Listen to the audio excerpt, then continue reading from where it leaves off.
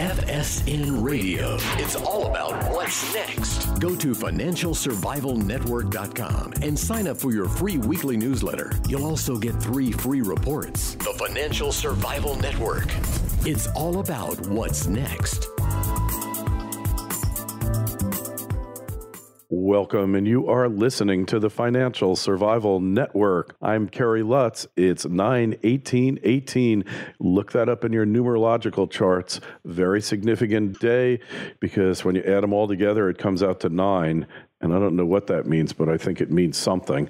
And, well, if you add 1 and 8 and 1 and 8, you get 3 9s, 27. Then you add 2 and 7, and it comes out to 9. So I don't know what you think about this, but hey, email me with your thoughts, kl@kerrylutz.com.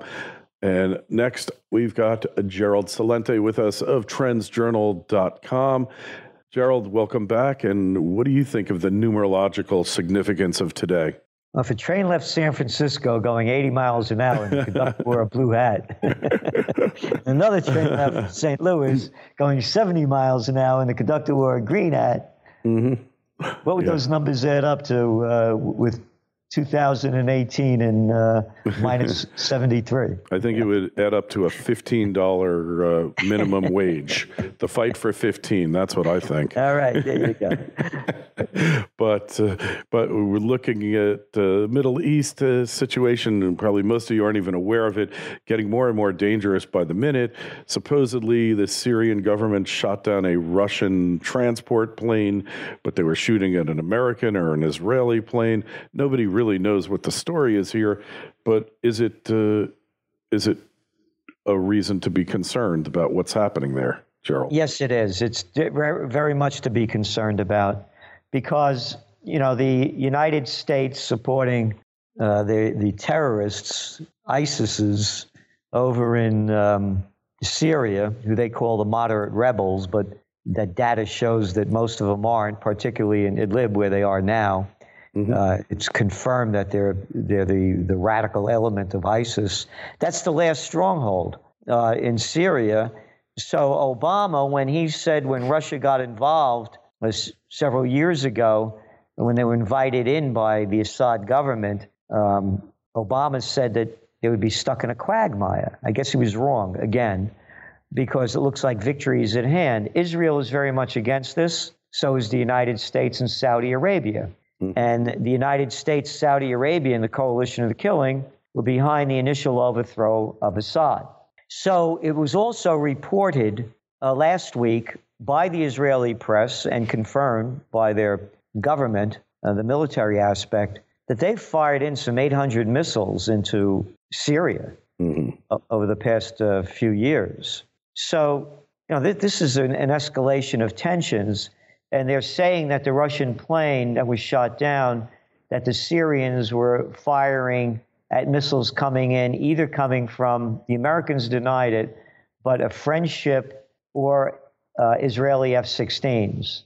So, and now Russia's saying that they're going to retaliate if this continues.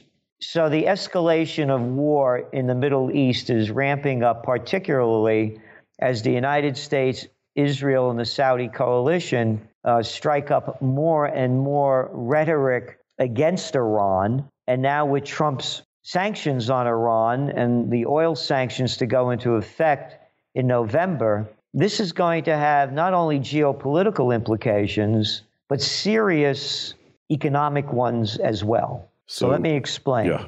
It's all tied together. That's our system, by the way, of trend forecasting. We call it globalnomic, making connections between different fields. As we speak, Brent crude is approaching $80 a barrel. The price at the pump in the United States for the average family, where it is now, half of their tax cuts that they got from the Trump tax cuts have gone to increased energy costs. Now let's go globally. India, their rupee is at an all-time low against the dollar. And so too are a lot of emerging market currencies, either at all-time lows, yearly lows, and getting lower. What's oil price down? Dollars, petrodollars. That means that India, who imports 80% of their energy a huge consumer society, a huge population, 1.3 billion people. Now they have to pay more for oil and energy as their currency declines because U.S. interest rates are going up. Now let's fast forward to November. We are forecasting, Kerry, if oil prices hit $100 a barrel, you are going to see a global equity market and economic collapse. So let's go back to Syria. Let's go back. They also, Israel, earlier this week, attacked an Iranian outpost near the Damascus airport, and they're going after Iran. And again, it's not what you like, what you want, what you wish for, whose side you're on. We don't take any of that. We just look at the facts. And the facts are that if oil prices spike because of an escalation of tensions in the Middle East, kiss the economy and equity markets goodbye. And that means a severe recession, real estate prices will collapse, retail sector will go down with it, and we'll see high levels of unemployment and deep recession. So right now we're seeing the Fed increasing rates. Are they going to have to immediately reverse course if this thing blows up? Yep. And they may do that before. They're going to raise them again next week, most likely. And one more time in December is in the cards. About 80% is the guess on the futures market. You go back to just several months ago, like March, and it was only about 20% chance they would raise them, 30% chance. And then they're looking for 3 more rate hikes in 2019. Remember, every time the Fed raises rates, all these emerging market currencies go down. And they have to pay, they have some $63 trillion worth of debt. Right. A lot of it is dollar-based. So I made the point of how they got to pay more for oil because oil's dollar-based. Well, they have all this debt dollar-based. Their currencies are declining. That means they have to pay more of their declining currencies to pay off their debt. So that's the major concern. Right. So when we look at what's happening around the world, like a lot of emerging market currencies have taken major hits. So probably more major hits are on the way. Look at Iran. You know, they've got hyperinflation. Their economy is in shambles. Can they keep going on the way they're going, or is there going to be a day of reckoning? Same with Venezuela. I mean, you see Maduro, he's having a big steak pig out while the population is literally starving to death all around him. How long do these countries keep going? Again, keep adding them up. Take a trip down to Argentina. Oh, how they love that pro-businessman Macri when he went in. And what do they have now? The peso's down 50% against the dollar this year. How about interest rates at what, 65%? I mean, you can't make this. This is the highest number ever, you know, on record, one of the highest on record. It's the highest on record right now. You know, so, and then take a trip over to Turkey. You know, they just had to raise interest rates too. You know, they're looking at inflation, yearly inflation of over 100%. You know, the Russian ruble's down. They were in a recession in South Africa.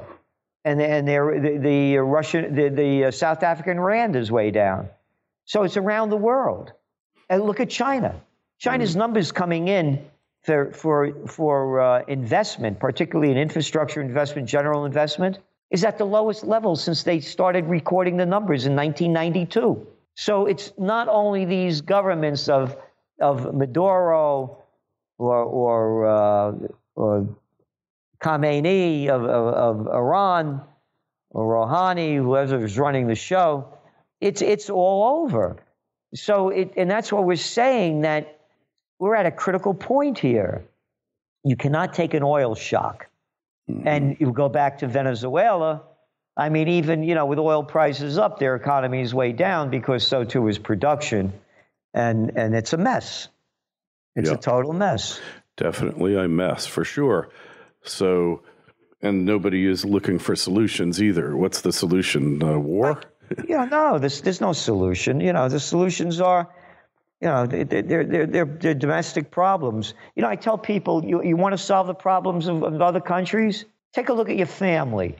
Is everything perfect in your family? You know, and then what you do is multiply that by, you know, 7.6 6 billion. And that's what you got out there. So it's what's going on. As I say, when people say how messed up the world is, they stick with your family. What are you talking about? So we straighten it out by straightening out our families. Is that how this works? Straighten it out yourself. Yeah. Mm-hmm. So what do you do now, though? You say things are deteriorating rapidly. How do you protect yourself? Well, my GCs, Gerald Celente's GC's 3 Gs, right. Guns, gold, and a getaway plan. I thought there were 4 Gs. God, does a God figure in there anywhere? No, it doesn't. Depends on which one you believe in. Yeah. Mine's the real one, though. I can tell you that. Yeah, well, we know that. You don't believe in the real one. Only I do. It's been proven. And God came to me and said to me, I grew up Catholic, Mm-hmm. And the Catholic Church, they don't allow gay marriages. What a joke, man. Look what's going on with all these priests. Oh, my goodness. I'm surprised that's not the only marriage. I figured it out. The only reason why in the Catholic Church they say you can't have sex before you get married, mm-hmm.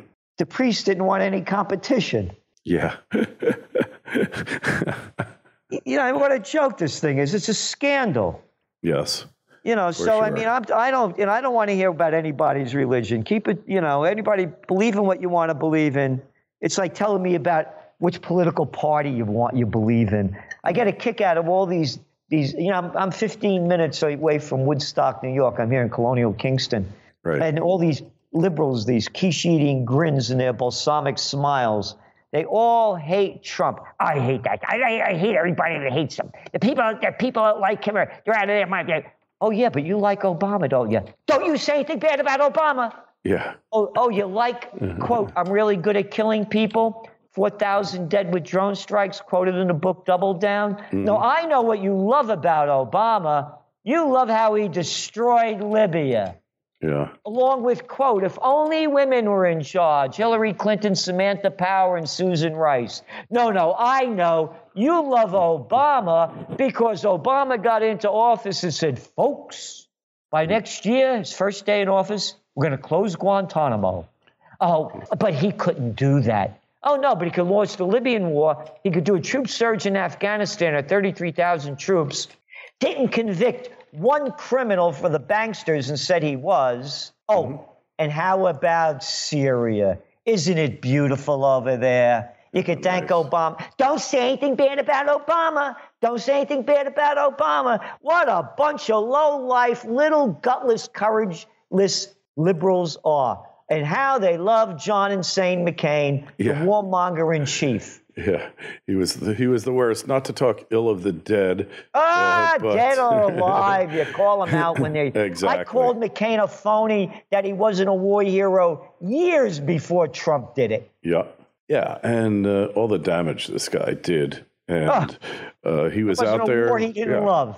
Yeah, he never met a military endeavor, regardless how absurd or counterproductive it might be, that he didn't think was a good idea to get into.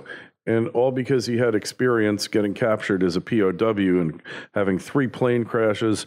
Maybe he blew up the Forrestal, and maybe he didn't. We'll never know.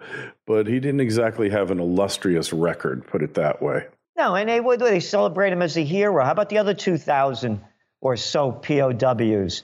And by the way, bombing people in an illegal war, that a nation that did nothing to us, mm-hmm. and based on lies. I wrote about it in my book, Trends 2000, 1997, about how the Gulf of Tonkin incident never happened, and that other SOB, may he rot in hell, McNamara lied us into the war, and he knew it. Yeah, and LBJ. Let's not forget LBJ. LB Jerkoff. Yeah. Yeah. He was pure evil. So, yep.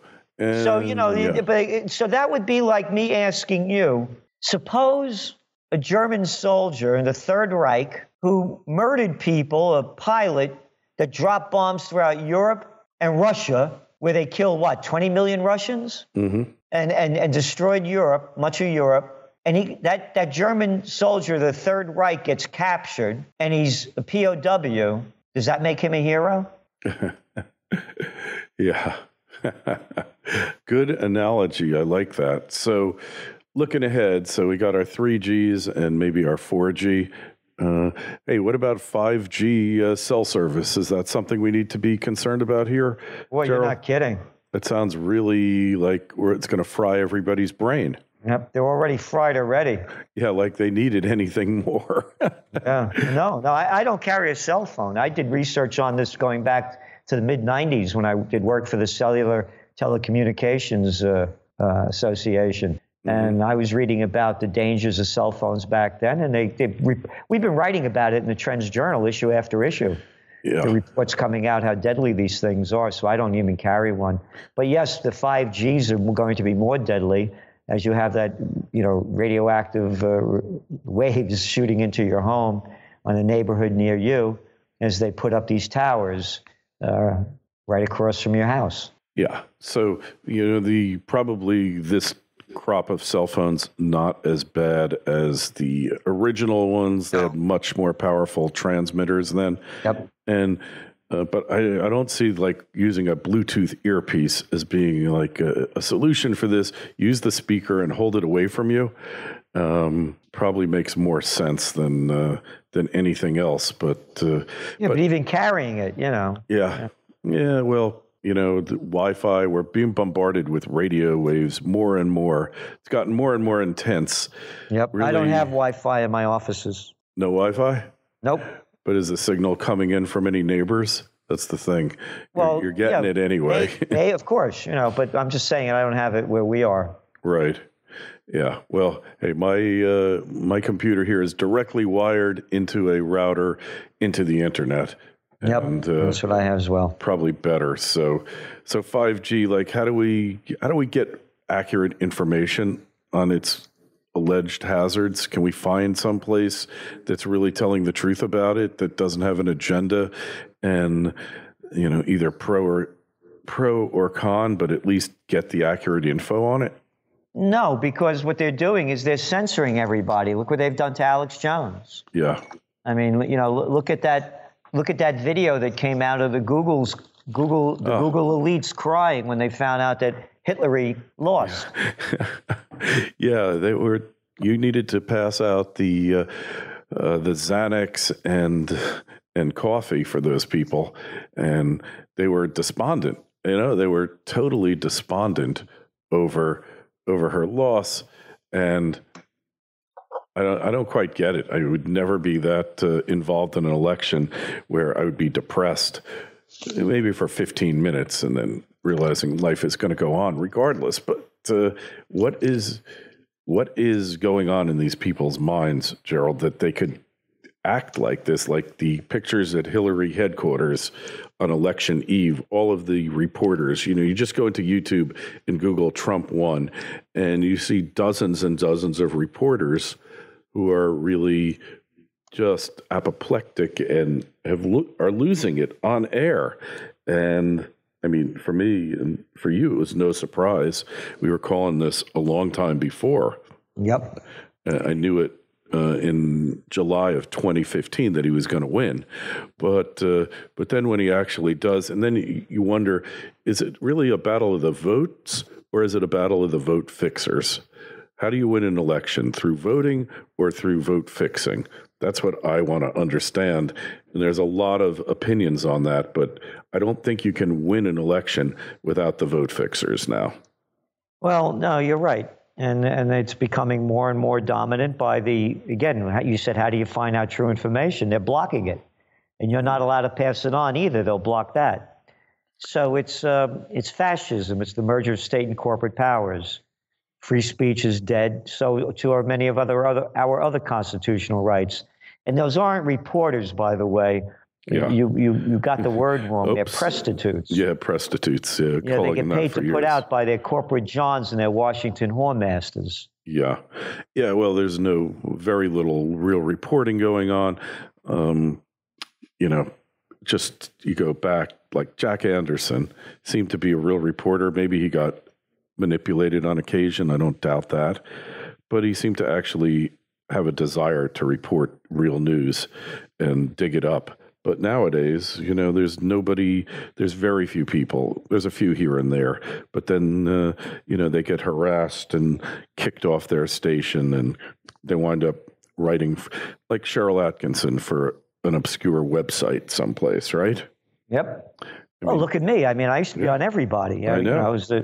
They don't want me on anymore. I used to be on Oprah, the Today Show, Good Morning America. I've been on everybody. God, yeah. Riley. Always saw you. You were always on. Like, turn on the TV, and there's Gerald Celente, and now there's an embargo against you. Yeah. Mm-hmm. Because they don't want to hear other than what they're selling.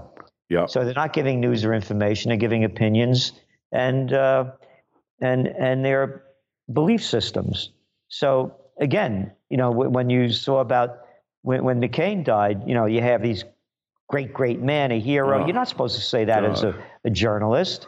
Mm-hmm. Was it Dana Bush when it started raining during his memorial service? She said the angels are crying. And grow up. Who are you talking to? Who are you talking to? Oh my God, Gerald, that's a quote. It's like the angels are crying. This is madness. Total freaking madness, and And that's why shows like yours are important for people to go to, where you're getting information from others that just want the information. Again, like I said to you, I don't care, if you're pro this or pro that. That's not money in my business.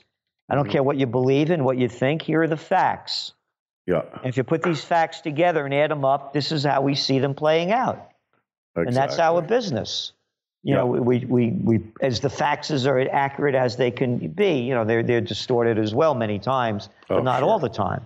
Sure. So that's why it's very important that, people tune into you and others and get information coming from other people that just want the truth out there and are not selling agendas. Hey, so important. Could not agree with you more, Gerald. Hey, so trendsjournal.com. Tell us how we get our free trial subscription. Well, you could go, it's not free trial subscription, but you get a money-back guarantee. That's even better. The Trends Journal used to be a quarterly. Now it's a monthly, and the new one will be out in just a few days. And it's a great one. Another, I would say, one that not going to have. You'll find information you won't read anywhere else. Like, for example, we've been talking about driverless cars, what a fraud the whole thing is. Yeah. And now all of a sudden, the Wall Street Journal came out with a big story. Now a year later, this was one of our top figured trends. It out. Yeah. And anyway, so it's history before it happens. Just go to trendsresearch.com or trendsjournal.com. And it's a money-back guarantee. And besides the Trends Journal, trend alerts each week, and Trends in the News broadcasts every weekday night. All right. We love it. Always great having you on, Gerald. And any questions, comments for Gerald, myself, if you think something needs attention, just email me, kl@kerrylutz.com. If you're one of the ever-increasing number of YouTube viewers listening to the show, just click that subscribe button and that bell, and somehow they will notify you whenever there's a new show posted, which is usually a couple times a day. Hey, and the Twitter handle @KerryLutz, and the Facebook page is Financial Survival Network. Gerald, always great having you on. We'll talk to you again real soon. And thanks for having me on, and keep up the great work. FSN Radio. It's all about what's next. Go to financialsurvivalnetwork.com and sign up for your free weekly newsletter. You'll also get 3 free reports. The Financial Survival Network. It's all about what's next.